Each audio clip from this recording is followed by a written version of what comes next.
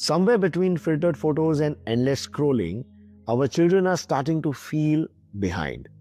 Not just bored, anxious. Not just left out, less than.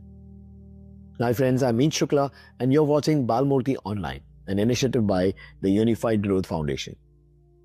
In today's episode, FOMO is making kids anxious. We talk about something that looks small on the outside, a social media post, a reel, or a like, but carries a surprising emotional weight. Written by Vibha Pathak, this episode gently explores how comparison is quietly shaping this generation's moods, their minds, and even their bodies, and what we as parents, teachers, and caregivers can do to help them reconnect with real joy.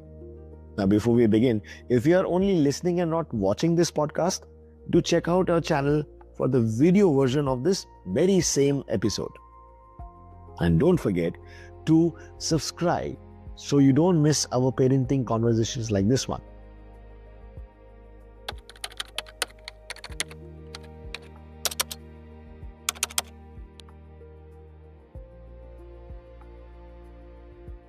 Namaste everyone, welcome back. I'm Arjun and today we have something that I think every single one of us, young or old, needs to hear. Hello listeners, I'm Priya. And honestly Arjun, when I read the article we're discussing today, it felt like someone was finally putting words to a feeling that's become a silent part of our lives. Yeah.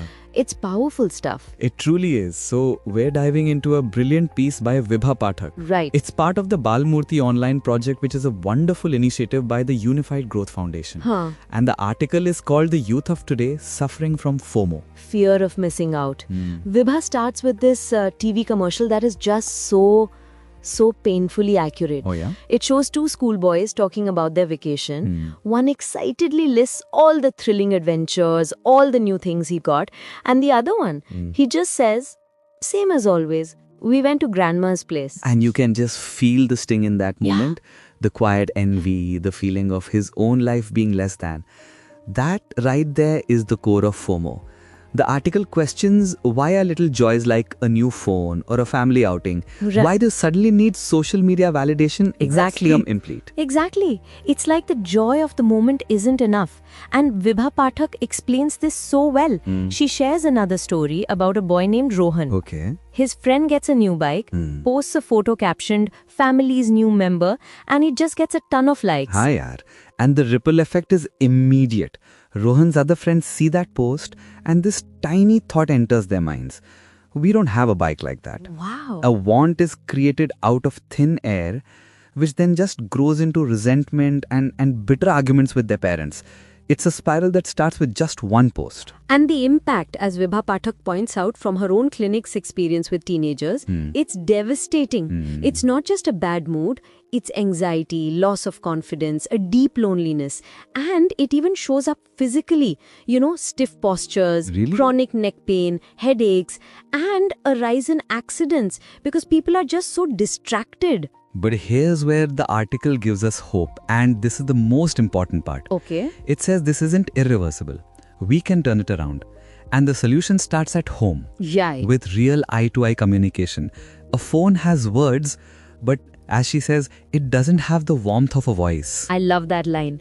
It's about teaching our kids that life, real life, is not always photogenic. Yeah. It's messy, it's imperfect, and it doesn't have to be curated for an audience. It's about helping them break free from that one toxic question.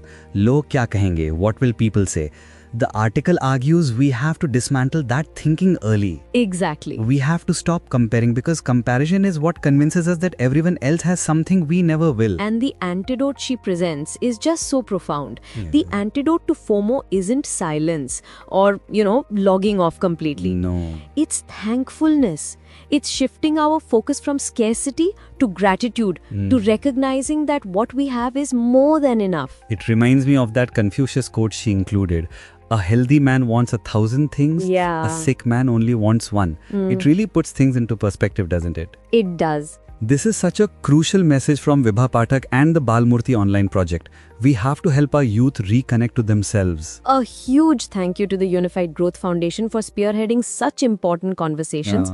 It's about finding contentment in our own reality, not in someone else's highlight reel. Now here's a question we'd like you to think about.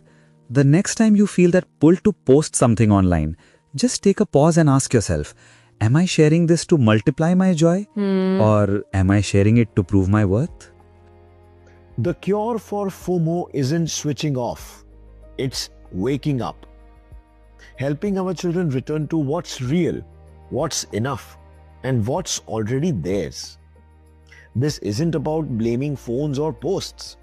It's about reminding them gently that behind every glowing reel is a moment that looks a lot like their own. Was there a moment in today's episode that made you pause or see things differently? Share your thoughts in the comments. Your reflection might be exactly what another parent needs to hear. And if this episode moved you, like, share and subscribe to our channel, follow us on our social media and visit our website for more such meaningful conversations. Namaskar.